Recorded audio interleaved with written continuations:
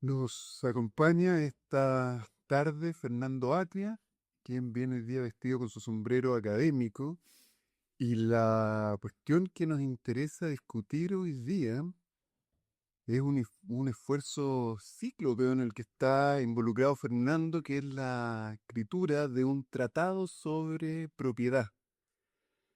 Y entonces abramos la cuestión, Fernando, por el formato, ¿no es verdad? Un tratado. Todavía se escriben tratados entonces. ¿Y por qué es una buena idea involucrarse en ese esfuerzo titánico? Bueno, hola Íñigo. Es un agrado para mí estar aquí conversando contigo de esto, que es claro lo que en términos académicos ha consumido mi atención prácticamente 100% desde hace 10 años y 50% desde 20, digo. Eh, y claro, yo lo presentaría como, dicho, tentativamente se va a llamar Tratado del Régimen de las Cosas. Eso son las cosas lo interesante aquí. Em, eh, Y las cosas son entidades que sirven para realizar intereses. Y entonces el derecho necesita responder, de hecho esto es lo que Hart llama parte del contenido mínimo del derecho natural.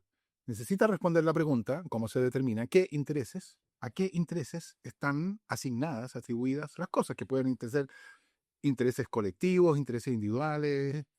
¿Me entiendes? No, o sea, el contenido mínimo del derecho natural no es que haya propiedad privada, sino que el derecho solucione el problema De la atribución. de la atribución de las cosas. Entonces, básicamente, ese es el tema del tratado, la atribución de las cosas, el régimen de atribución de las cosas.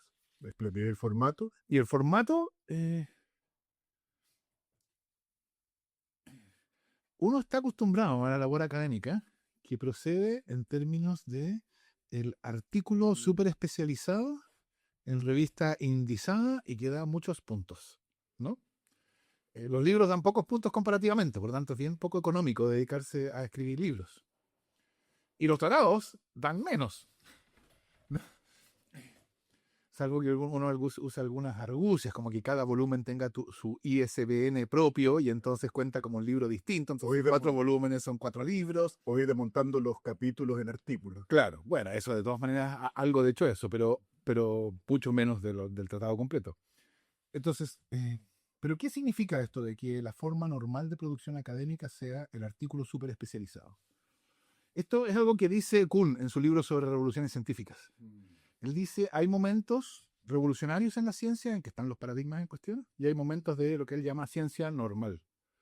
La ciencia normal puede dar por sentado un paradigma y por lo tanto la literatura característica del momento de ciencia normal es esa literatura que se dedica a temas más o menos esotéricos en el contexto de un paradigma aceptado generalmente. Y por eso, en esos momentos, claro, el artículo científico especializado es la forma principal de literatura. En cambio, dice, en momentos de ciencia revolucionaria, el, el, el, el, el, el, el, el modo de literatura científica es el libro o el tratado, porque necesita sentar las bases también. Yo diría, la reflexión jurídica en Chile asume que el nuestro es un momento de ciencia normal, y por eso la forma literaria propia, característica, es el artículo. Y yo creo que eso es verdad en algunas esferas. Eh, no en todas. Eh, yo creo, por ejemplo, aunque yo no soy especialista en esas materias, pero yo diría en responsabilidad civil, yo creo que hay algo así como un paradigma aceptado. Paradigma aceptado no quiere decir, por supuesto, que no haya discusión, pero quiere decir que no hay discusión sobre las cosas fundamentales. El derecho constitucional, yo creo que hay mucho menos. Mm. Ah, entonces, responsabilidad civil es un tema propicio para el artículo súper especializado. En cambio constitucional le pido dicho Y, para el tratado. claro, Mm. claro. Y entonces la pregunta es, ¿dónde está Bienes. bienes, derechos reales, cosas, como las llamaría yo, ¿no? Y claro, yo creo que se asume que está en también que hay un paradigma aceptado, pero la pregunta es, eh, Porque, perdón, me deja interrumpirte. Sí que hay alguna producción, digámoslo así, en volumen semejante a lo que uno entendería por un tratado, ¿no? hay, o sea, yo creo que lo más notorio de eso es el libro de Penellius, Sin duda, ¿no? Porque después hay otros libros que son más bien como manuales o que son tomos dedicados a derecho de bienes de obras que tienen la pretensión más general respecto al derecho civil. Lo de Peñalillo tiene, que es un libro sobre derecho de bienes, ¿no? Am, pero yo creo que el derecho de bienes es un derecho que no, no se ha dado por enterado de que estamos viendo en el siglo XXI. Es decir, se piensa el derecho de bienes como se pensaba antes. Hoy día no se piensa la responsabilidad civil como se pensaba en la primera mitad del siglo XX. No se piensa el derecho de contratos como se pensaba en la primera mitad del siglo XX. Se ha asumido que, que para hablar de la contratación, o sea, que al hablar de la contratación estamos hablando de la sociedad contemporánea, estamos hablando de las necesidades de una sociedad avanzada, diversificada, de un capitalismo avanzado, etcétera, ¿no? Y el derecho de contratos tiene que calzar con eso, y si no calza con eso, y si nos quedáramos haciendo repitiendo las mismas cosas sobre teoría del acto jurídico escritas por Alessandro y Somarriba en el año 30, bueno, eso sería totalmente desfasado, pero en derecho de bienes eso todavía ocurre. Porque yo creo que esto es muy interesante. O sea, tú dirías que el discurso propio en torno al cual se endereza el derecho de bienes no tiene demasiada diferencia en la forma, en el tono, por decirlo de alguna manera, si uno leyera Claro Solar o si leyera la última edición de Peñalillo. O sea, quiero decir, resulta igualmente desaprensivo de la facticidad de las relaciones sociales. ¿Es eso? Sí, yo creo que sí. Sí, esto no es una crítica a Peñalillo. O sea, yo no habría podido, o sea, lo digo derechamente, no habría podido escribir el tratado que estoy escribiendo si no existiera el libro de Peñalillo, ¿no? O sea, en ese sentido es un libro que hace una diferencia. Pero la diferencia que hace no está en construir un sistema teniendo a la vista las necesidades de una sociedad como la chilena del siglo XXI. Y eso, yo diría, más allá de ese libro, es algo bien característico. De hecho, es bien característico de la propiedad. En todos estos esfuerzos que ha habido en Europa, por ejemplo, sobre convergencia, ¿no? Ha habido mucha discusión y mucho avance en convergencia en términos de contratos, de responsabilidad civil, de garantías mobiliarias, etcétera, obligaciones. En propiedad no, o mucho menos. ¿Por qué? Porque propiedad está mucho más vinculado a las tradiciones propias de cada país. Y por eso no hay armonización, ¿no es verdad? A eso me refiero, ¿no? O sea que no es que no se haya avanzado nada, por supuesto, pero si uno compara la armonización o la convergencia que ha habido en derecho inmobiliario con obligaciones, contratos, etcétera, Muy leve, ¿no? es mucho menor. Entonces no es una cuestión de un problema específico chileno, así como si fuera un defecto chileno. ¿Tienes alguna idea, Fernando, por qué sucede algo como eso? O sea, porque la propiedad, quiero decir, es más idiosincrásica, por decirlo de alguna manera, que el derecho a contrato. Que yo creo que eh, mis amigos críticos están equivocados al pensar. Pero los críticos son los críticos del legal studies. Sí, toda esa la actitud, esa visión crítica del derecho, que mira al derecho civil y dice, esta pretensión del derecho civil, yo insisto en decir derecho civil para evitar el anglicismo de derecho privado, esta pretensión del derecho civil de constituir un orden políticamente neutral que funciona en base a la justicia conmutativa o correctiva y que entonces no tiene contenido político, dicen los críticos, es bullshit, ¿no? O sea, es tan distributivo como cualquier otro. Yo creo que en eso se les pasa la mano. Yo creo que hay una cierta lógica eh, eh, a la Weinreib, ¿no? De formalismo propio del derecho civil, de la relación de derecho civil, la relación entre deudor y acreedor, etc. Claro, que Weinreib lo limita a la responsabilidad. Que propiedad yo creo que es algo que refleja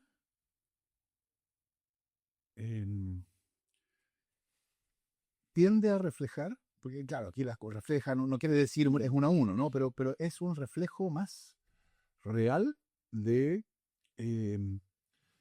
de la manera en que se detentan las cosas. Y el problema o sea, no el problema, sino el derecho de bienes, lo que tiene de diferente, lo que lo diferencia de obligaciones, contratos, etcétera, es que esas otras áreas del derecho civil son acerca del surgimiento, consecuencia y extinción de posiciones normativas.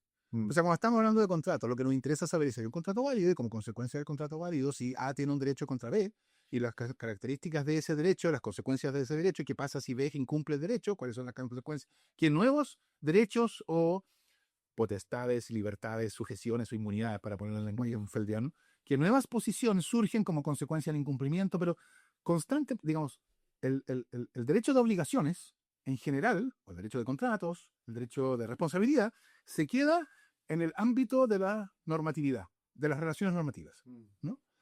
Y el derecho de bienes, por supuesto, también está en el ámbito de la normatividad, porque hay derecho de propiedad, derecho de usufructo, etcétera, porque, exacto. Pero el derecho de bienes tiene una dimensión adicional, que necesita anclar esa normatividad en la facticidad de las cosas que se tocan.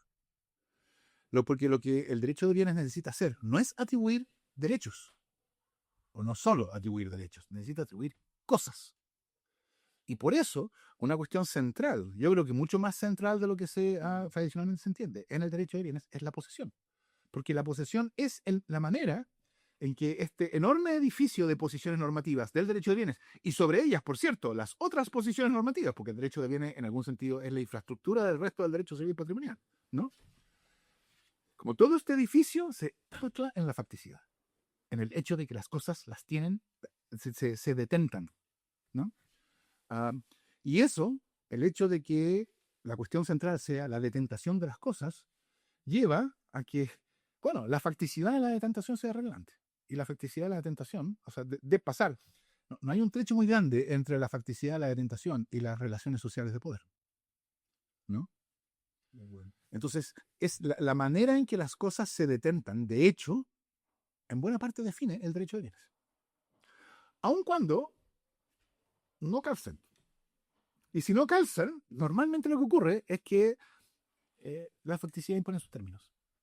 Déjame ponerte solo un ejemplo. Una cosa que a mí esta fue una teja que me cayó escribiendo sobre la propiedad del siglo XX. A mí siempre me había molestado, o sea, me había llamado la atención, que yo estudié, y yo de hecho hice el curso de bienes varias veces. Entonces uno discutía sobre posesión y sobre posesión inscrita y la escuela de la inscripción ficción, en que la inscripción era solo la formalidad de la inscripción, la posesión, y que la escuela de la inscripción garantía, en que la posesión era una cuestión de hecho, pero que tenía una cierta formalidad, y que la inscripción era solo una formalidad, y que la formalidad sin una relación, sin sustancia, nada formalismo, etc. Y la manera normal en que los estudiantes de Derecho estudian eso, y la manera en que yo lo enseñaba también, o sea, que no hay crítica personal, permite que uno espase sobre eso sin nunca enterarse de que este país tuvo reforma agraria. Y la reforma agraria era exactamente sobre si la tierra es para el que la tiene inscrita o para el que está en la tierra, ¿no? Y entonces, de ahí, uno se pone a pensar. So, yo dije, si uno va a hablar de propiedad, no puede ignorar la historia de la propiedad. La historia chilena de la propiedad. Oh, sorpresa, a los civilistas en general no les importa mucho la historia de la propiedad. O sea, les importa muchísimo y han alcanzado niveles de erudición extraordinarios la historia del Código Civil, ¿no? De cómo se construyó el Código Civil, los distintos proyectos, cuáles son las fuentes declaradas por Bello y sus comentarios, y las fuentes que no están declaradas por Bello, cómo se puede todo eso. O sea, mi mayor respeto por el nivel de erudición que se ha logrado en eso.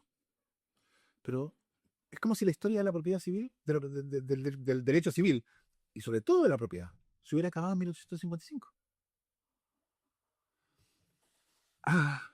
Déjame detenerte un momento. Ok, porque estamos tocando muchos temas a la vez y como estamos hablando sobre un libro, y en el fondo empezaste a hablar del libro y del contenido del libro. Y tú querías estar más tiempo hablando sobre la idea. No, por Dios, por supuesto que no.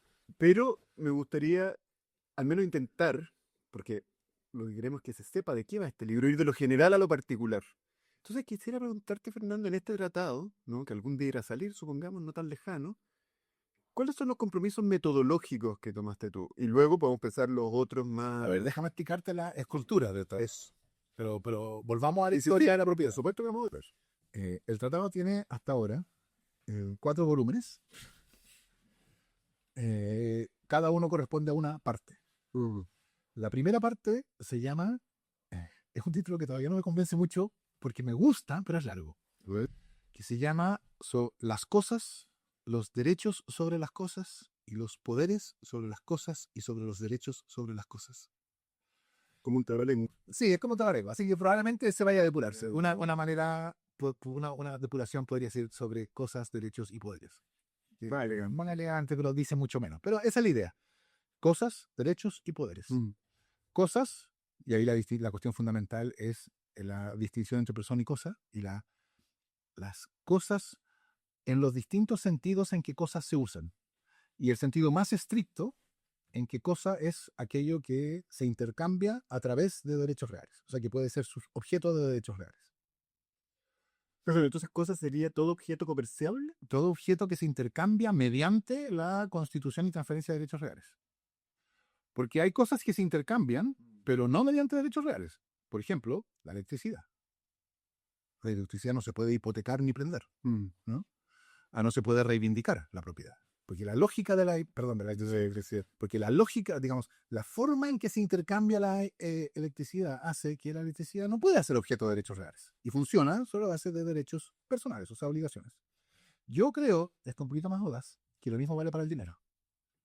No hay propiedad en sentido estricto sobre el dinero, porque el dinero no se puede prender ni hipotecar, ¿no? Entonces, si tú vas caminando por la calle y tú pierdes, se te cae un billete y yo lo recojo, no estoy obligado a entregarte. Tú no tienes derecho a que yo te entregue esa especie monetaria. O sea, tú no puedes reivindicar el dinero. Y si tú pudieras reivindicar el dinero, el sistema de mercado no funcionaría. El dinero no podría cumplir su función de dinero. O sea, dejaría la fungibilidad. Sí, po. Porque si tú pagaras con mi dinero a tu acreedor y yo pudiera dirigirme en contra de tu acreedor para reivindicar mi dinero y entonces tu acreedor se queda con que no...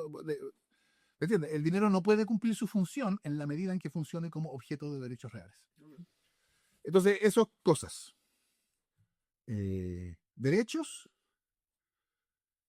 y la idea de derechos reales, ¿no? Y aquí yo creo que una de las cuestiones fundamentales de derechos reales, digamos, todo estudiante de derecho que ha pasado por derechos reales sabe que el Código Civil contiene una concepción clásica de los derechos reales, en que los derechos reales son relaciones entre personas y cosas, y que también sabe que no hay relaciones entre personas y cosas, que las relaciones jurídicas son todas entre personas, y por lo tanto el derecho real no puede ser pensado como una relación entre una persona y una cosa, tiene que ser pensado como una relación entre una persona y otra persona. Siempre encontré que eso es un error. Bueno, yo creo que tiene un punto, hay un punto. O sea, yo creo que hay que rescatar la idea de que el derecho real tiene que ver con las cosas. Eso hay que rescatar. Sin duda, sin duda. Pero yo creo que eso hay que rescatarlo después de reconocer el punto importante de la teoría personalista, esta de que los derechos reales se caracterizan por el sujeto pasivo universal. Esa sería la relación entre personas. Y yo creo que esa idea personalista, el acierto innegable, y que entonces tiene que ser rescatada por cualquier construcción posterior que quiera abordar la cosa, es que los derechos reales son como, y esta es la tesis de ese capítulo, que está en la primera parte, son derechos que tienen un aspecto activo especial, solo lo tienen aquellas personas que los han adquirido, a diferencia, por ejemplo, de, no sé, el derecho a vivir en un medio ambiente libre de contaminación. Yo no hay un modo de adquirir ese derecho, todos lo tenemos. A la vida. O el derecho a la vida, los derechos constitucionales en general. Entonces, a diferencia de los derechos constitucionales, que son generales desde el punto de vista activo, todos lo tienen, y por lo tanto, en los cursos de derechos fundamentales no hay un capítulo que se llame yo derecho a adquirir, ¿no? Los derechos reales son especialmente adquiridos. En eso se parecen a los derechos personales. Solo los tienen quienes los han adquirido de las maneras jurídicamente aptas para adquirirlos. Pero, a diferencia de los derechos personales, su lado pasivo es general. Es como el lado pasivo de los derechos fundamentales, ¿no? Todos están obligados, asumiendo el efecto horizontal, etc. Bien o mal es parte de ella. Y eso, yo diría, el énfasis en esta dimensión pasiva universal, que implica que los derechos reales son mucho más que derechos subjetivos. O sea, la propiedad es mucho más que derechos subjetivos. Es un modo de configuración de la vida social. Cuando tú entras a un estacionamiento, tú, como profesor de derecho civil, tú sabes que este auto es, de modo altamente probable, de propiedad de A, y entonces tú le debes a A un deber de no interferir, y este otro auto tú le debes a B un deber de no interferir, y este otro auto le debes a C un deber. Pero la verdad es que para la mayoría de las personas normales, incluso para los profesores de derecho civil, cuando entran a un estacionamiento, todo eso es irrelevante. ¿A quién le debo yo un deber? Es irrelevante. Lo importante es, yo debo tratar estas cosas como ajenas, ¿no? Entonces la categoría central ahí no es el derecho de propiedad. La categoría central ahí, desde el punto de vista general, es la ajenidad de las cosas. Entonces, uno debería pensar el derecho de bienes como, por un lado, configurando este aspecto activo especial, cómo se adquiere, desde quiénes son los titulares, etcétera, pero por otro lado, configurando una especie de régimen abstracto de las cosas ajenas, que fija el deber que yo tengo frente a cualquier cosa que sea ajena. Sin que me importe para determinar mi deber, porque yo no tengo cómo saber ¿De quién es el dueño. O sea, Totalmente. de hecho, incluso uno de esos autos podría haber sido dejado en el estacionamiento por su dueño con ánimo de desprenderse del dominio. Y podría ser un auto que no es dueño, no es de nadie. Respecto de ese auto, como no tiene una marca que dice estoy abandonado, yo no puedo distinguirlo del auto siguiente. Y yo tengo el mismo deber. Lo cual muestra que mi deber no es solamente el reflejo de la existencia de derechos subjetivos. Incluso si no hay derechos subjetivos, porque la cosa fue abandonada, yo tengo deber de tratarlo como ajeno. Bueno, eso es derechos. Y después poderes. Cosas, derechos, poderes. Cosas, derechos, poderes. Esa es la primera parte. Poderes que es la posibilidad de que los titulares de los derechos y de las cosas puedan ejercer poderes para hacerla circular, ¿no? Y ahí la importancia de... ¿Pero que eso sería lo que la civilística tradicional denomina como facultades o no es coextensivo? No, lo que la civilística, bueno, depende cómo usan el lenguaje, porque uno podría decir, si las, por facultades tú te refieres a uso, goce y disposición. No, yo diría, eso es otra parte del asunto, pero tradicional, una de las tesis que atraviesa el libro es que mucho más de lo que uno está acostumbrado depende de una correcta caracterización de las cosas, no de los derechos. Por ejemplo, la distinción. ¿Por qué el artículo 582 dice gozar y disponer? Cuando es obvio que, según la explicación tradicional, debería haber dicho usar, gozar y disponer, que se le olvidó antes de ello usar. Gozar y disponer, creo yo, son dos maneras de aprovechar la utilidad de la cosa. Son dos dimensiones de la cosa. Su valor de uso, que es el valor que se puede extraer de la cosa, ejerciendo sobre la cosa poderes naturales, ¿no? El dueño puede manipular su cosa, puede cavar en su predio, puede construir en su predio, eso, ¿cómo lo hace? Ejerciendo poderes naturales. O puede extraer de la cosa valor de cambio. Y el valor de cambio se extrae de la cosa ejerciendo no poderes naturales, ejerciendo poderes jurídicos, normativos. El poder de enajenar, por ejemplo. De enajenar todo o parte de la cosa. Pero también el poder de arrendarla, ¿no es verdad? ¿Eso para ti es un poder jurídico o natural? O sea, el poder de arrendarla es una manera de extraer valor de cambio del uso de la cosa. Entonces, la distinción, gozar, disponer, creo yo, ahí, es la distinción valor de uso, valor de cambio.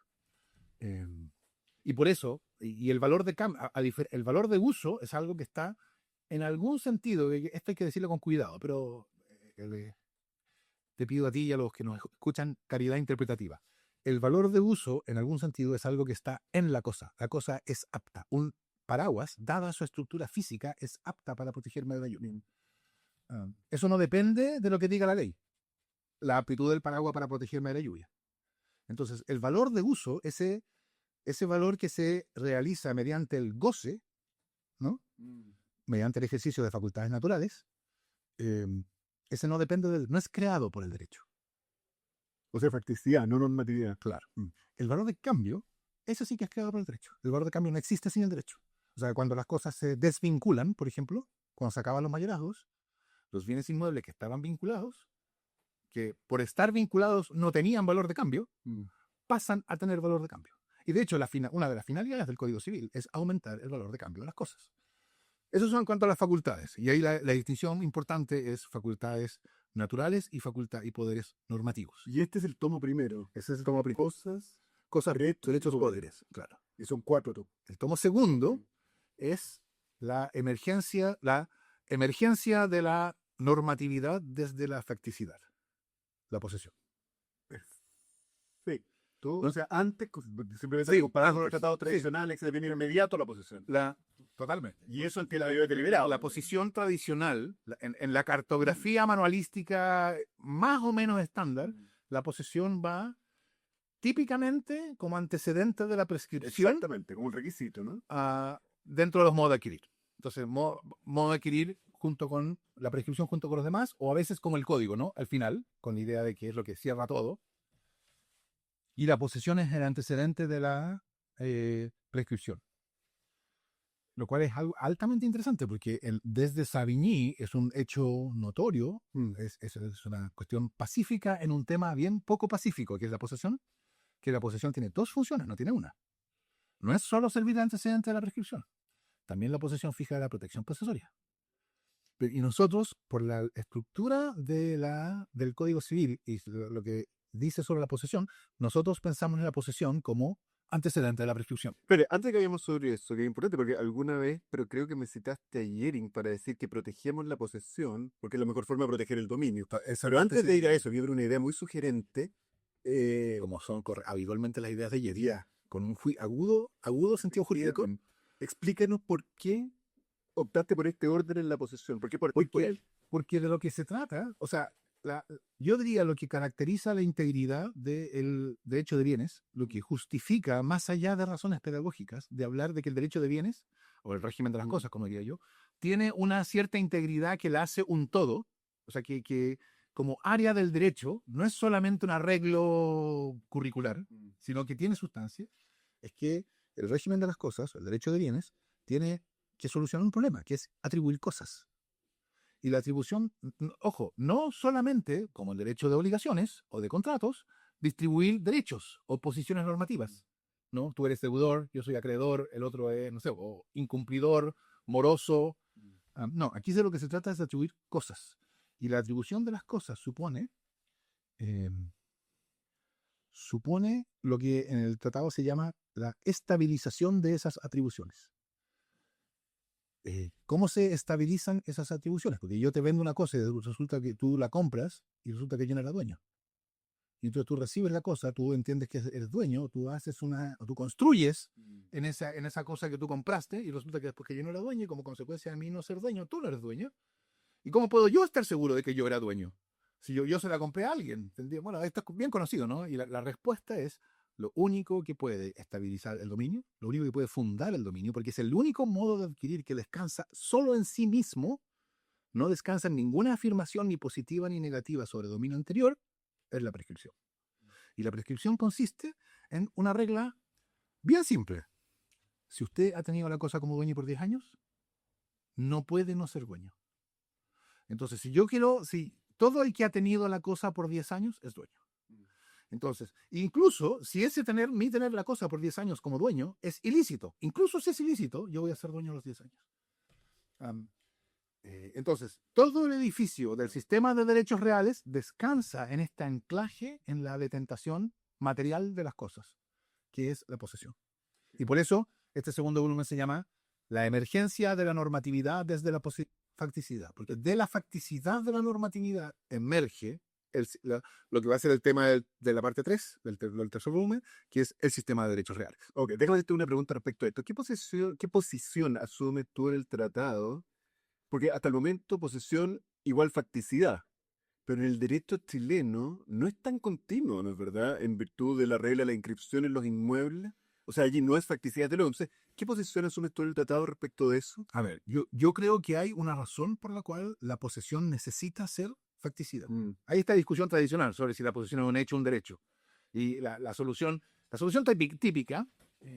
Un hecho jurídicamente protegido, lo cual dice nada. Claro, eso es como Savigny también, que Savigny dice, bueno, es un hecho, pero también un derecho. Que es reconocer el problema. Yo creo que es fundamental, o sea, que la posesión existe, lo que le da sentido a la posesión es la función que cumple. Y la función que cumple la posesión son dos, ya lo vimos. Por un lado, fundar el dominio en sí mismo. Ojo, hagamos una pasada rápida, ¿no? La tradición supone que el tradente es dueño. Desde luego. La sucesión por causa de muerte supone que el causante es dueño. La accesión supone que hay un dueño de la cosa principal. Y la ocupación supone algo más difícil de probar, que es que la cosa lo tenía dueño. El único modo de adquirir que no supone nada, que no descansa en ninguna afirmación, ni positiva ni negativa de dominio alguno, es la prescripción. Por eso solo la prescripción, que descansa en la posesión, puede fundar el dominio. Y eso hasta cierto punto depende del contenido del derecho, ¿no? En el sistema alemán, tú tienes, por ejemplo, tratándose de muebles, adquisición a non domino, ¿no? El adquirente de buena fe adquiere el dominio, incluso si el tradente no es dueño. Esa es una regla que te soluciona este problema alternativamente. Funda el dominio mediante la tradición, pero porque hay tradición a non domino. Nosotros no tenemos tradición a non domino. Tenemos unos leves casos así de cosas compradas al menudeo, ¿no? Claro, pero yo diría, el caso más obvio de tradición a non domino es la cosa perdida, que parece perdida, que se subasta, Ya. ¿no? Y el que adquiere en la subasta se hace dueño de esa cosa. De modo que el dueño, cuando aparece después, ya no puede reclamar. Claro, no por prescripción, sino que sido el día anterior, ¿no? Claro, entonces es por lo compró y se lo entregaron y se hizo dueño, aunque el que se lo entregó no era dueño. Ese yo diría es el caso más Ahora, notorio. sí, la manifestación más conspicua, convengamos que es bien marginal. O sea, quiere decir que en Chile no existe la tradición. ¿No? Sí, aunque yo creo que esa regla, la Tiene más. 629, el tratado la llama, es la piedra que desecharon los arquitectos, que en realidad es la piedra angular. Claro, pero no por su importancia no por su cuantitativa, importancia, sino cualitativa. ¿no? Por cierto. Eso es otro tema. Entonces, para que la prescripción, es decir, la posesión, pueda fundar el sistema de derechos reales, necesita ser pensada como algo que no reproduce el mismo problema. Ya. Y para que no reproduzca el mismo problema que tienen todas las posiciones normativas, no puede ser una posición normativa. Porque si fuera un derecho, se plantearía respecto de la posesión el mismo problema que se nos plantea respecto a la propiedad. Ok, pero Entonces es un hecho. Y eso, claro, tiene un problema. El problema que tiene, bueno, yo diría dos problemas grandes en el régimen de la posesión en el Código Civil. Uno es el problema de la posesión implícita, que se justifica otro episodio del podcast. Una cuestión fascinante, creo yo, sobre cómo se construyó el registro, la finalidad del registro y cómo eso exigía cambiar, no las reglas sobre el registro, sino las reglas sobre posesión. Ya. ¿No? Porque el registro descansa en esta idea de que si yo tengo la propiedad registrada a mi nombre por 10 años, soy dueño. O sea que, porque la inscripción es la propiedad, es la posesión. Pero la inscripción en estricto rigor es solamente el modo de realizar la tradición, ¿no? Y claro, entonces de ahí para adelante se aplica la regla de que el adquirente se hace poseedor de la cosa por tradición, aun cuando el tradente no era dueño. Y eso supone una normativización de la posesión, en fin, ese es un tema gordo, grande. El otro problema, entonces un problema es la posesión inscrita, y el otro problema es la consecuencia de algo que se presenta en el mensaje como una sola aclaración de conceptos. Porque Bello creía, correctamente hasta cierto punto, de que muchas de las discusiones sobre la posesión tenían que ver con el lenguaje de la posesión, con el vocabulario de la posesión. Entonces, creando el vocabulario se iban a... el primer analítico, no podía decir. Se iban a disolver muchos problemas. Y entonces, el código tiene lo que yo llamaría un concepto unitario de posesión. Si uno lo compara, por ejemplo, con el código alemán y el código español, los españoles, que están español, además, sí que es fácil. El código español define la posesión como la tenencia de una cosa o el disfrute de un derecho. Punto. Eso es posesión. O sea, por ejemplo, el arrendatario tiene posesión porque tiene la cosa. No es que el código español diga todo poseedor, que es lo que dice el código chileno, todo poseedor eventualmente será dueño. Porque evidentemente no todo tenedor de la cosa se va a ser dueño. El arrendatario no tiene que ser su dueño. Entonces, el Código Civil español tiene un concepto amplio de posesión, que se refiere a toda tenencia. O sea, la hearing, simplemente control material. Claro. Y después tiene un concepto más estricto de posesión ad usucapione, ¿no? O sea, para los efectos del usucapión, que es lo que se llama a veces posesión a título de dueño o posesión civil. El cual sumaría lo que nosotros denominamos ánimo. El ánimo de dueño. Claro. Entonces, uno diría, bueno, entonces es cuestión de palabras, ¿no? O sea, la regla es la misma, solo el que tiene la cosa con ánimo de dueño se hace dueño por prescripción. Y es verdad. Sin embargo, eso desde el punto de vista de la usucapión. Pero ¿qué pasa? La regla española es todo poseedor está protegido. Entonces, ¿qué significa? Todo tenedor está protegido. La regla chilena es todo poseedor está protegido. Parece ser la misma regla. Pero hay un interdicto. Pero para nosotros, todo poseedor está protegido significa todo tenedor con ánimo de dueño. De hecho, es más, el código llega más lejos. Todo poseedor con ánimo de dueño de algo que puede ser adquirido por prescripción. Y entonces vincula la protección interdictal, cuya finalidad es evitar la violencia privada, a la posibilidad de adquirir por prescripción, que no tiene ninguna racionalidad. ¿Por qué? ¿Por qué, por ejemplo, el que tiene una servidumbre de tránsito en el campo, que la tiene por título, inscrita, etcétera, y el dueño del predio sirviente se cansa de la servidumbre y le pone un portón con un candado. Y resulta que hay una regla específica que dice que las servidumbres inaparentes o discontinuas no tienen los interdictos. Porque las servidumbres aparentes o discontinuas no pueden ser adquiridas por prescripción. Pero, ¿por qué eso lleva a que ese titular de una servidumbre no tiene interdicto para protegerse? Claro, en non sequitur, ¿no? ¿Verdad? Totalmente. O sea, está bien, no puede adquirirla por prescripción, pero este tipo no alega haberla adquirido por prescripción, la tiene inscrita. El tipo la reconoció, porque en algún momento simplemente dijo no más, prácticamente. Y la ley le niega el interdicto. Y esto ha creado una serie de problemas que se han ido solucionando por la vía de la solución característica del derecho chileno, que es martillar con alicates, ¿no? O sea, que tú no tienes la herramienta que necesitas. Bueno, que es lo que ha pasado con el precario, ¿no es verdad? Que Exacto, tan el precario es otro caso de martillar con alicates. Y en el caso de la protección posesoria, martillar con alicates es el recurso de protección. El recurso de protección se ha convertido en los hechos en el interdicto posesorio. Entonces, yo diría esos dos. Las consecuencias de un concepto unitario de posesión y el problema de la posesión inquisita son los dos temas centrales, los dos problemas centrales del régimen de la... Déjame pasarme entonces al tercer tomo, porque nos quedan dos, que todavía nos queda una pregunta que quedó pendiente hace mucho rato sobre los compromisos históricos. Sí. Así que vamos al tercer y cuarto. El tercero ya es más simple, es sobre el sistema, la normatividad. Primero, personas, cosas, derechos. El segundo, la emergencia de la normatividad de la posesión. El tercero es la normatividad ya emergida, el sistema de derechos reales. Y ahí, se trata de la exposición del sistema de derechos reales, lo que comienza con... comienza con un capítulo que quedó pendiente antes sobre la historia de la propiedad, lo que ahí se llama el corto siglo XX. Ok, desarrolla eso y así tomamos lo que teníamos pendiente. El corto siglo XX es una idea que no es mía, por supuesto, es demasiado buena para ser mía. Es una idea de Hobsbawm, Eric Hobsbawm, el gran historiador inglés, ¿no? Él escribió una monumental trilogía sobre lo que él llamaba el largo siglo XIX, que empieza en 1789 con la Revolución Francesa y termina en 1914 con la Gran Guerra, lo que entonces se llamaba la Gran Guerra. Y después escribió otro libro sobre el corto siglo XX, que empieza con la Gran Guerra y termina con la caída de la Unión Soviética.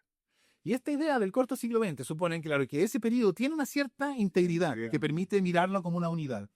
Y yo creo que se puede, tratándose de la propiedad, especialmente la propiedad, aunque yo creo que es generalizable esto, pero por lo menos de la propiedad, el periodo que va desde la Constitución de 1925, que introduce, sin usar esas palabras, la idea de función social de la propiedad, o sea, la idea de que la ley puede imponer obligaciones y limitaciones al dominio por razones de interés general, hasta el golpe de Estado, que es la reacción al intento de redefinición de la propiedad que alcanzó su máxima expresión en la reforma constitucional de 1967 y la reforma agraria, por cierto.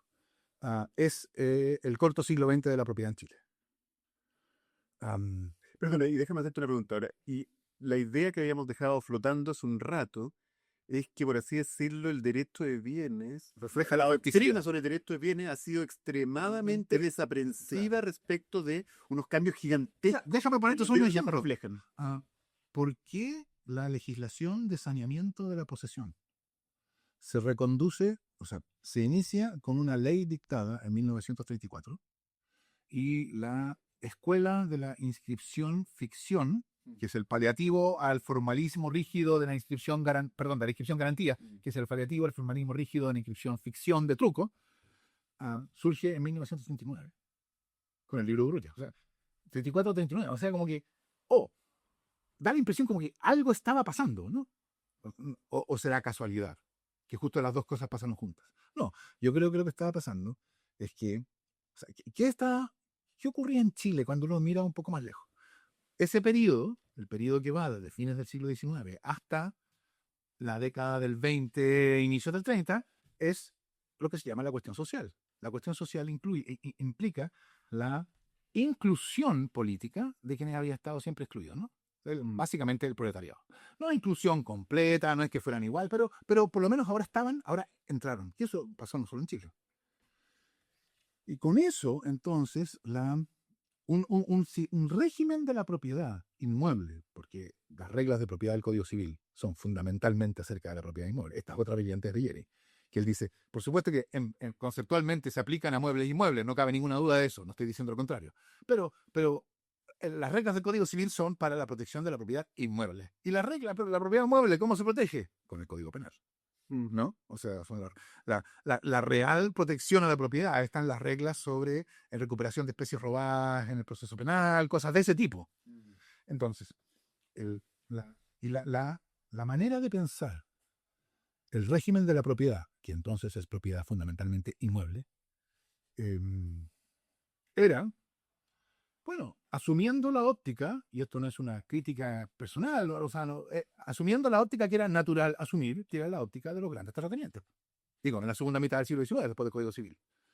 ¿No? Porque lo que pensaban los juristas eran las propiedades de los grandes terratenientes, no estaban pensando. La propiedad de personas como ellos. Exacto. ¿Por qué? Porque el campesino que tenía una parcela perdía alguna mitad, en la mitad, ese no estaba dentro del radar de la reflexión jurídica.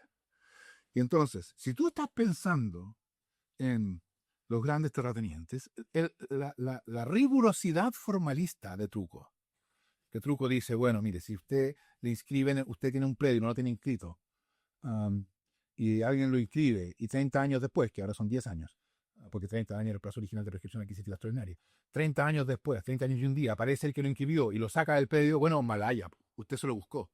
Claro, cuando uno está pensando en un gran terrateniente que tiene una oficina de abogados y que todo lo que tiene, y que tiene clarísimo cuáles son las consecuencias de no inscribir, qué tiene que hacer para tener protección, y a pesar de todo eso, no lo hace, entonces que no venga ahora a quejarse. Pero cuando tú ya no estás pensando en el gran terrateniente, tú estás pensando, como está explícito en el caso planteado por Urrutia, de donde sale toda la reflexión de las inscripciones de papel, ¿no?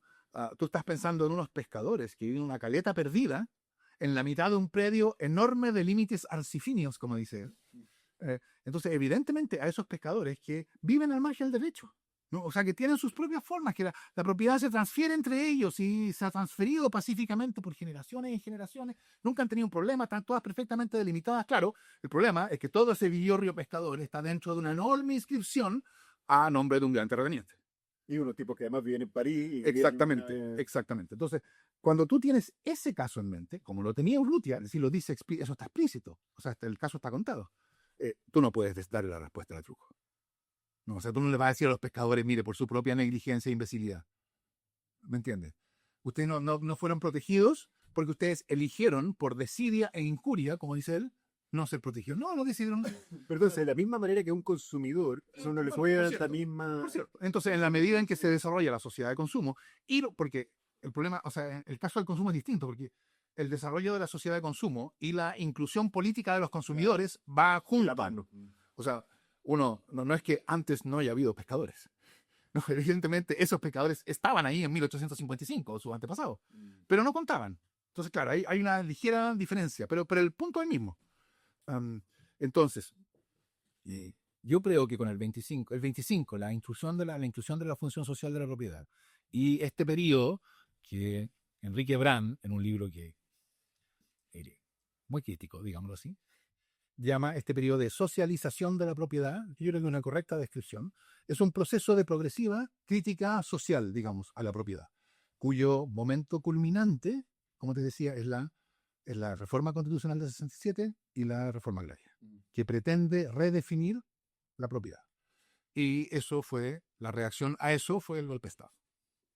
Perfecto. Ese es el primer capítulo de esta tercera parte sobre un poco de historia de la propiedad, tratando con las limitaciones propias del autor de un tratado de derecho de cosas y no un historiador, de suplir un déficit, de no mirar a la propiedad y lo que había pasado. Y luego, Fernando, porque ahora solo podemos ir picoteando, respecto de los derechos reales, ¿hay algo que a ti se te ocurra ahora como especialmente saliente y que diferencia el tratado de la forma en que en general la doctrina mira los derechos reales? ¿Había algo de la servidumbre, no acordás que alguna vez me comentaste? Yo creo que, bueno, hay varias cosas así, no sé si ir uno por uno porque no tenemos mucho tiempo, pero hay varias cosas que yo creo que se justifica mirar de un modo distinto al que tradicionalmente has mirado. Por ejemplo, respecto a la servidumbre. Las servidumbres son un caso que yo encuentro extraordinario, ¿no? Andrés, las servidumbres, sabemos, no se adquieren, no se hace tradición de las servidumbres por inscripción, como sería obvio, ¿no? Sino por escritura pública, aún no inscrita. Entonces, ¿no? Eso le da fecha cierta a la servidumbre, de modo tal que al adquirente de un inmueble no lo pueden hacer niño por la vía de simularle un contrato posteriormente, etcétera, ¿no? Está bien, pero no tienen cómo saber. Exactamente. Y el mensaje es olímpico al respecto. El mensaje lo reconoce, o sea, esto no fue una inadvertencia. El mensaje dijo, todos los derechos reales se constituyen y se traen por inscripción, salvo las servidumbres, porque no han parecido suficientemente relevantes. Y uno dice, wow. ¿Qué quiere decir no son suficientemente relevantes? O sea, una servidumbre puede eliminar o disminuir dramáticamente el valor de un predio. Bueno, anyway. Entonces, las servidumbres tienen un régimen distinto y tienen dos peculiaridades que las distinguen de todos los demás derechos reales limitados. Primero, que son perpetuas, ¿no? Pero ¿cómo? No se supone que los derechos reales son exactos. El dominio es elástico y entonces está temporalmente contrito por los derechos reales limitados, pero después recupera su plenitud. Sí, pero no en el caso de la servidumbre. Las servidumbres son perpetuas como el dominio, ¿no?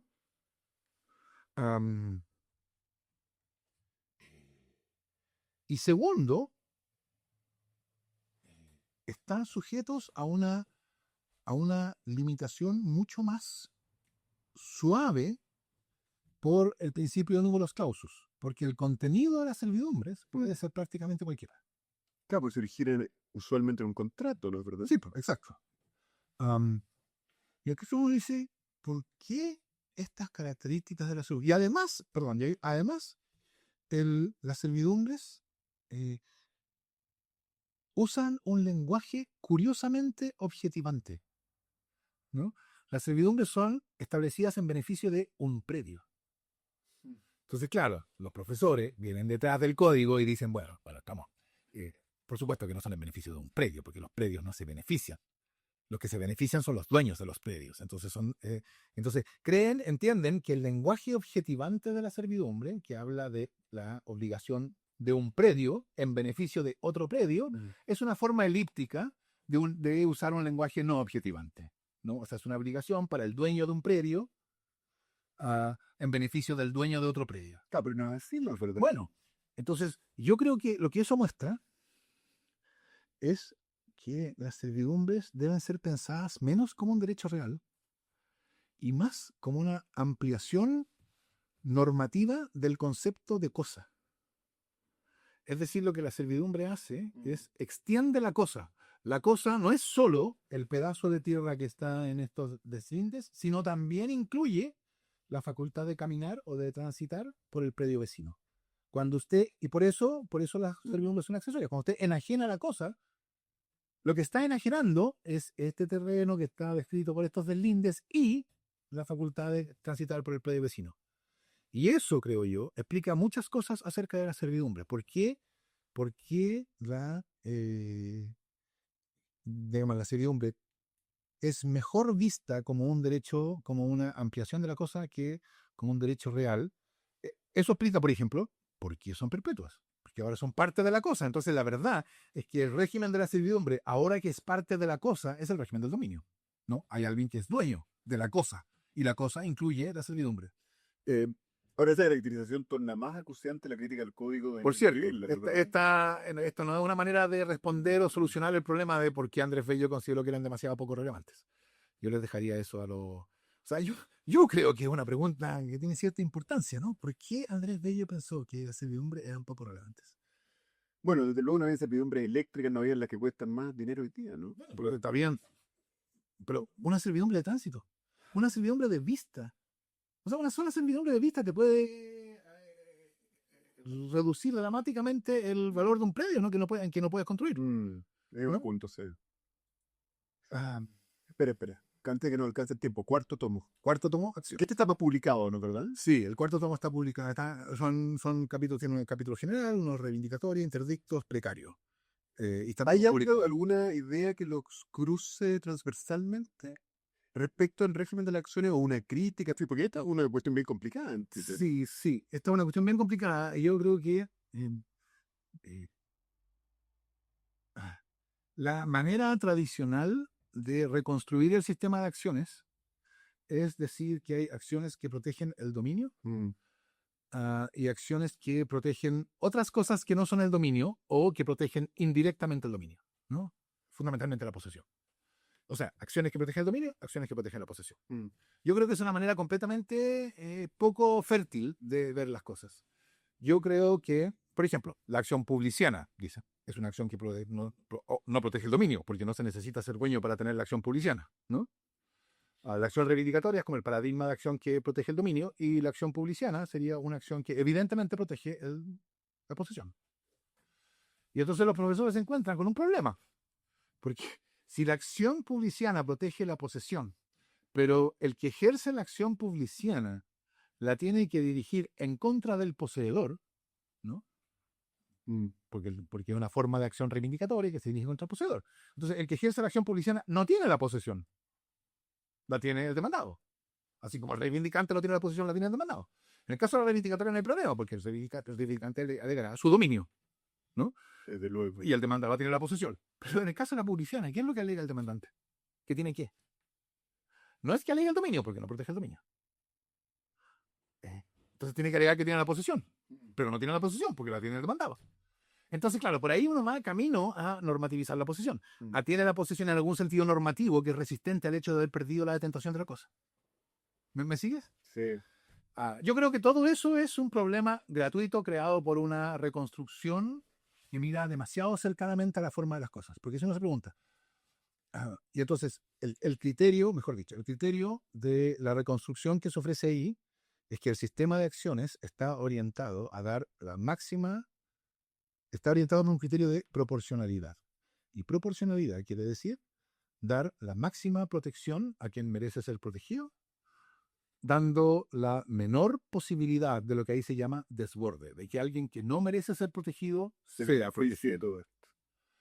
El desborde es inevitable, pero mientras menos sea, mejor, ¿no? Entonces hay un juego constante de proporcionalidad en el sentido de disminuir las condiciones de ejercicio de las acciones, pero cada disminución aumenta la posibilidad de desborde. Por ejemplo, tú puedes, ¿cómo tú eliminas la posibilidad de desborde? Eliminas la posibilidad de que la acción proteja a quien no merece protección. Bueno, tú dices, bueno, si usted quiere proteger el dominio, pruebe dominio. Claro, solo el que pruebe dominio va a tener la protección de la acción, y entonces nadie que no pueda probar dominio va a tener la protección de la acción. No hay desborde. Uno de cada 10 puede probar dominio. Solo 1 de cada 10 dueños, ¿no? El problema de eso es que te deja fuera muchos que tú sí quieres proteger. Y entonces, ¿cuál es la solución? Bajar el estándar.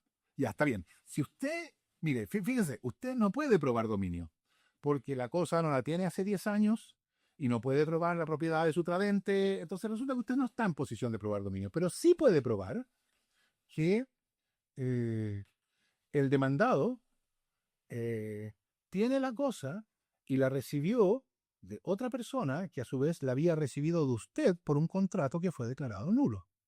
¿Te fijas? O sea, A contrata con B, compra-venta, le entrega a B, B tiene la cosa, B se la vende a C, C la tiene, A demanda a B y obtiene la nulidad de ese contrato y ahora se dirige contra C. Y resulta que A no está en posición de probar dominio, por alguna razón, conforme a las reglas de la acción reivindicatoria, etc.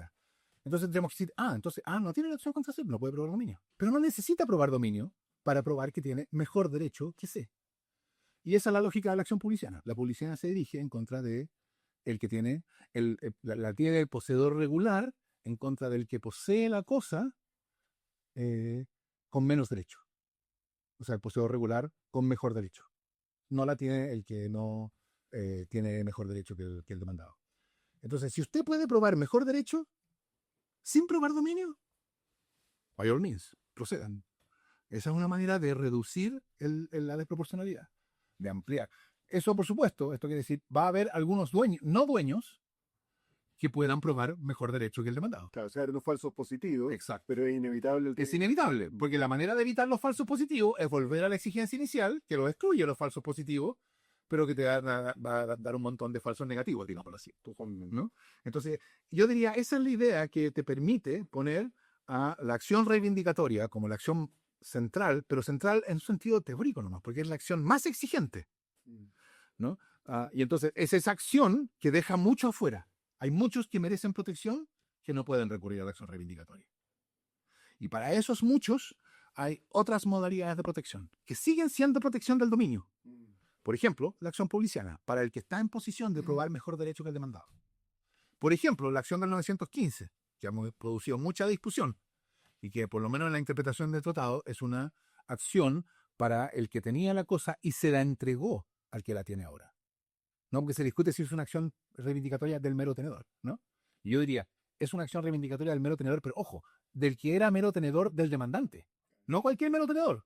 Porque si tú eres mero tenedor de él, yo no te puedo demandar a ti, tengo que demandarlo a él. Pero si tú eres mero tenedor mío y yo puedo probar que tú recibiste la cosa como mi arrendatario, por ejemplo, y que el contrato arrendamiento ya se terminó y que la acción del contrato ya prescribió, pero yo puedo probar todo eso, ¿por qué voy a tener yo que probar dominio? No basta que yo pruebe que tú eres mi mero tenedor. Y que entonces tú tenías un deber de restituir que tú has incumplido, tú eres un indebido retenedor. Esa es otra manera, ¿no?, de bajar las exigencias cuando las circunstancias del caso permiten identificar al que merece protección con exigencias más bajas. Es todo, diría yo, es un cuidadoso sistema que yo creo que está bien pensado, si no fuera por el pequeño detalle que en la hora nona al Guardia Civil se le insertó la posesión intita, que la metió la comisión revisora entre 1856 y 1855, pero sin ajustar esto. Entonces, si uno no toma en cuenta ese pequeño detalle, el sistema está bien pensado, de modo tal que cada vez que hay una pretensión que puede realizarse sin tener que probar de más, por así decirlo, se puede. Y si no, tú tienes los interdictos. En los interdictos tú ni siquiera pruebas tus derechos, tú solamente pruebas que, que el desplazamiento de la cosa que yo tenía a ti es ilícito. Y calificando la ilicitud del desplazamiento como ilícita, yo puedo entonces obtener que la cosa me sea restituida sin necesidad de probar que yo tengo derechos sobre la cosa. ¿No? Esa idea de proporcionalidad y evitación del desborde, yo creo que son las que dan la clave para una reconstrucción más útil, creo yo, que guíe un poco más y que permita identificar los problemas. Oye, Fernando, mira, tenía pensada una última pregunta que era, ¿qué añade el tratado a lo que está escrito sobre el Previdente Chile? Pero me acabo de dar cuenta que llevamos una hora exacta o así conversando sobre eso de manera que la pregunta es totalmente inoficiosa. Pero entonces voy a terminar con otra pregunta. ¿Cuándo va a estar disponible el tratado? ¿Cuándo va a estar el día, en fin? El estado en que está, yo lo llamaría como estoy en 2/3 de la primera revisión final. ¿No? Todo el que ha escrito un libro sabe que uno tiene la versión final y después tiene la versión final y después tiene la versión final 1 y la versión final 2. Bueno, yo estoy en la primera revisión final, yo creo que va a haber otra revisión final después de esto, pero ya está básicamente escrito, le falta el ajuste. Yo espero que esté este año. Ah, ya, o sea, ya no es una condición sino un plazo. Ah. O más cercano a un plazo que una condición. Yo podría responder como Pinochet, metas y no plazos. No, pero bien. Pero espero tener este año, sí. Muy bien, querido Fernando, muchísimas gracias por una y tengo que tener otra, ¿no? Porque quedaron temas montones pendientes. Déjame dar ahora Muy bien. el tema de la próxima. Solo enunciarlo. Que quede El Código Civil chileno es copia, no copia. Tuvo una gran influencia en el Código Civil francés. Right? Eso es una trivialidad 1. Trivialidad 2. El Código Civil francés contiene un régimen de la propiedad que solo fue posible porque antes del código hubo revolución en Francia. Y la revolución significó la derrota de la clase terrateniente por la burguesía. Trivialidad 2, ¿no? O sea, 3. En Chile tuvimos código civil. pero no revolución. Pero no revolución. Sin derrota de la clase terrateniente por la burguesía. Entonces, pregunta para alguna ocasión posterior. ¿Tienes alguna consecuencia en el régimen de la propiedad? O la revolución era un dato anecdótico a propósito del Código Civil francés. Uno pensaría que no puede ser un dato anecdótico. Pero en Chile tuvimos sin Código Civil, sin revolución. Entonces, que ese sea el tema del próximo podcast. Muy bien. Gracias, Fernando.